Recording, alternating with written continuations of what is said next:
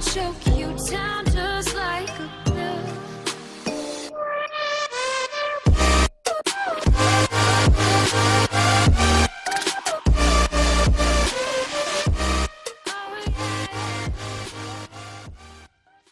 Hey guys and welcome back to Thor.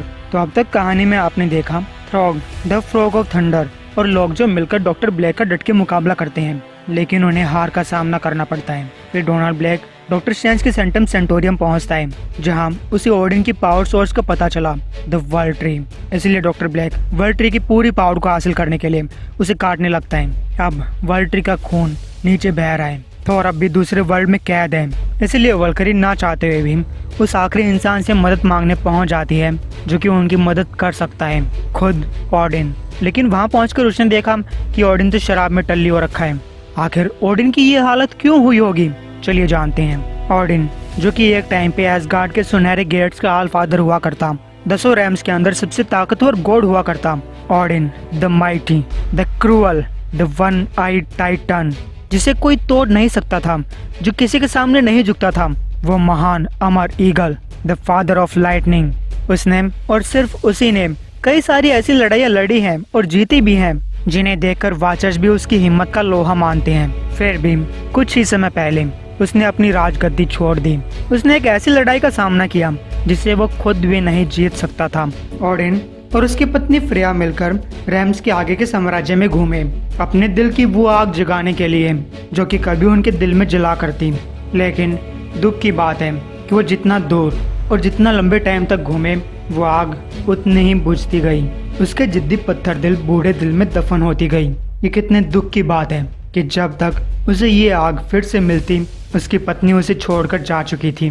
इसीलिए Odin ने अपनी यात्रा की शुरुआत एक बार फिर से की, लेकिन इस बार वो करने के लिए जो कि वो सभी गॉड्स करते हैं जब वो अपनी पूजा करने वालों को खो देते हैं, प्रार्थना करने के लिए, एक ग्लास की बोतल में विश्वास ढूंढने की उम्मीद में और अकेले रहने के लिए। लेकिन फिर वल्करी ओडिन के पास पहुंच जाती है, उसे एक जोरदार घूसा मारती है। ओडिन ने कहा, कौन है वे, तुम्हारी क्या दिक्कत है? वल्करी बोलती है, खड़े हो जा बुढ़े, तुमने इस लड़ाई की शुरुआत की थी और तुम ही इसे खत्म करोगे। मैं यहाँ तुमसे मदद मांगने आई हूँ। तुमने एक नशेड़ी की तरह ये सारा कचरा फैलाया हुआ है, अब खड़े हो जाओ। और 1 मिनट, तुम इतने कमजोर क्यों दिखाई दे रहे हो? ओडिन ने कहा, मेरे ऊपर हमला करने के लिए मैंने तुम्हें दया दिखाकर छोड़ दिया। इसका मतलब ये मत समझना कि मैं कमजोर हूँ, जो भी तुम्हारा नाम है। लेकिन अगर ये सब करने से तुम्हें खुशी मिलती है तो अलग बात है। नहीं नहीं, मैं वो गॉड नहीं हूँ जो पहले हुआ करता। मैंने वो पावर्स अपने बेटे को दे दी। मैं जब से हमारी पिछली बार बात हुई थी, मैं बहुत कुछ खो चुका हूँ। वल्करी ने कहा, मुझे नहीं पता मैं क्या करूँ। तो ओडिन बोलते हैं, मुझे तुम्हारी दया नहीं चाहिए, तुम यहाँ से चले जाओ, इसके अलावा तुम कुछ कर भी नहीं सकती। जेन फोस्टर बोलती है, मैं थॉर के लिए यहाँ पे आई हूँ। ओडिन ने कहा, ऑफ कोर्स तुम थॉर के लिए आई हो, वो बच्चा अब अपनी देखभाल खुद कर सकता है। तब वल्करी बताना चालू करती है, डोनाल्ड ब्लैक आज़ाद हो चुका है, वो अपनी सच्चाई जान चुका है, यही कि आपने उसे क्यों बनाया, और वो पागल हो चुका है। उसने मिडगार्ड सरपेंट को मार डाला, उसकी पावर चुरा ली, तुम्हारे बेटे को उस जेल में कैद कर दिया जो कि तुमने ब्लैक के लिए बनाई थी। सारे के सारे एसगार्ड को किसी टाइप की हेल डायमेंशन में भेज दिया है और अब वो आज़ाद हो चुका है। इस टाइम जब हम बात कर रहे हैं, वो वर्ल्ड ट्री के टुकड़े कर रहा है ताकि वो इसकी सारी पावर्स हासिल कर सके।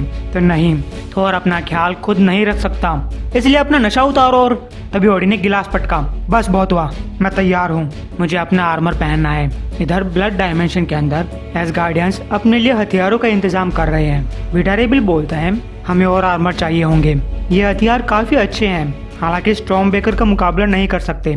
फिर भी तुम्हें और तुम्हारे लोगों को गर्व फील होना चाहिए। नीदरविलर के बोनों को हथियार बनाना तुमसे सीखना होगा। तो सिफ ने कहा, बिल ये क्या कर रहे हो, ये कौन सा भद्दा मजाक है? जब तक हम यहाँ से बाहर निकलने का तरीका नहीं ढूंढ लेते, तब तक इन सब चीजों का कोई फायदा नहीं होने वाला। बिल ने कहा, हम पूरी कोशिश कर तो रहे हैं, अब भला और क्या करें? सिफ पूछती है, भला इसका क्या मतलब हुआ? बिल ने कहा, तुम एक गॉड हो, तुम्हें पता होना चाहिए। तभी उनके सामने डॉक्टर स्ट्रेंज, बैट्स और लोग जो टेलीपोर्ट होकर आते हैं। माफ करना, हम लेट हो गए, वैसे मुझे इस रैम में आए हुए काफी दिन बीत चुके हैं, तुमसे मिलकर खुशी हुई। सिर्फ हम तुम्हारी मदद कैसे कर सकते हैं? सिर्फ ने कहा, हमें अभी एसगार्ड पे जाना होगा। डॉक्टर स्ट्रेंज कहता है, ओह हाँ ऑफ कोर्स, हालांकि मैं ये जरूर कहना चाहूँगा कि मैं इतने सारे एसगार्डियंस की उम्मीद नहीं कर रहा था। तभी इनके सामने लोकी आता है। ओ स्टीफन, मैं ये बात तुम्हारे सामने कैसे रखूं? चलो कह दो, कहो कि तुम्हें मेरी मदद चाहिए। डॉक्टर स्ट्रेंज अजीब सा मुंह बनाकर बोलता है। हेलो लोकी, बैट्स बोलता है। हे भूतने के पीछे हो जा, तुम्हारी किस्मत अच्छी है, बाकी लोग तुम्हारे साथ हैं, नहीं तो मैं अभी तुम्हारे चीतरे फाड़ देता। बोलने से पहले सोच लिया करो। डॉक्टर स्ट्रेंज बैट्स को शांत करवाता है। फिर लोकी बोलता है, ओ स्टीफन, मैं तुम्हें जानता हूँ और मुझे पता है कि मेरे विचार तुमसे कभी नहीं मिले, लेकिन हाल फिलहाल जो सिचुएशन है, सिर्फ अभी के लिए तुम्हें मेरी मदद चाहिए। मांगो जो मांगना है, आज के लिए हमारा दुश्मन एक ही है। तो चलो हेल के दरवाजे खोले जाएं। इधर डोनाल्ड ब्लैक वर्ल्ड ट्री को काटने में लगा हुआ है। और काटूंगा, हाँ मुझसे बात करो। तभी पीछे से ब्लैक के ऊपर अटैक होता है। नहीं, ये कौन हो सकता है? लगता है कि मेरी किस्मत बहुत अच्छी है। वो अपने सामने फ्रॉग को खड़ा पाता है। तो फ्रॉग प्रिंस और मार खाने के लिए वापस आ चुका है। फ्रॉग ने कहा, हाँ बिल्कुल, मैं वापस आ चुका हूँ। तुम्हारी किस्मत सच में बहुत अच्छी है। तो गाइस हम देखते हैं उसके सामने डॉक्टर स्ट्रेंज के साथ साथ बाकी सारे एसगार्डियंस खड़े थे। डॉक्टर ब्लैक हंसता है। ये खेल तो हम पहले भी खेल चुके हैं, तुम और तुम्हारे सारे हीरोज के साथ। तुम्हें क्यों लगता है कि मुझे तुमसे डर लगेगा? तभी ब्लैक के पीछे से एक हाथ आता है और उसे जोर से जमीन पर पटक देता है। आवाज आई, तुम्हें मुझसे डर लगना चाहिए। तो ब्लैक बोलता है, वेल तो आप आ ही गए फादर। गाइस उसके सामने खुद ओडिन खड़ा था। मैं तुम्हारा फादर नहीं हूँ भूतनी के, लेकिन अगर तुम्हें पनिशमेंट चाहिए, कंग्रेचुलेशंस, तुम्हारी पनिशमेंट आ चुकी है। ब्लैक बोलता है, तुम्हें लगता है कि मैं तुमसे डरता हूँ?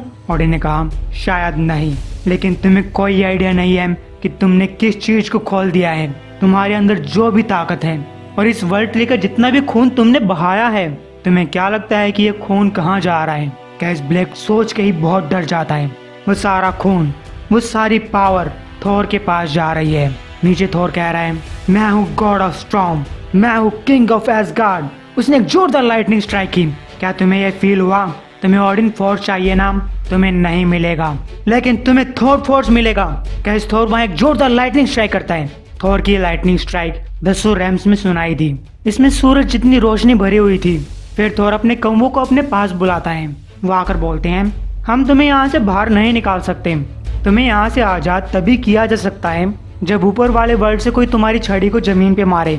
थोर ने कहा, मुझे पता है, लेकिन तुम मेरे स्पिरिट को निकाल सकते हो, मेरी सोल को।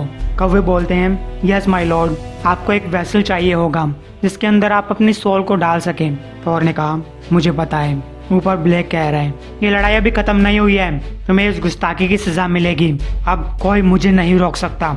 मैं ये ताकत लेकर रहूंगा, चाहे इसके लिए मुझे तुम जैसे हजारों को ही क्यों न मारना पड़े। तुमने मेरी जिंदगी बर्बाद की है। ओडिन ने कहा, सारी जिंदगियां खत्म होती हैं, मैं तुम्हें इस जिंदगी के अलावा और नहीं दे सकता। डोनाल्ड ब्लैक, तुम शैडो ऑफ थंडर हो, उस महान सरपेंट को मारने वाले हो। ये मेरी पनिशमेंट है कि तुमसे तुम्हारा नाम और शरीर छीन लिया जाए। लेकिन तभी ओडिन के पीछे से आवाज आई, फादर इसे मुझे हैंडल करने दीजिए। तभी डोनाल्ड ब्लैक का एक जोरदार गुस्सा पड़ता है। उसके हाथ से यान ब्योन छूटकर दूर जा चुकी थी। अपने सामने उस चीज को देखकर ब्लैक बहुत चौंक गया।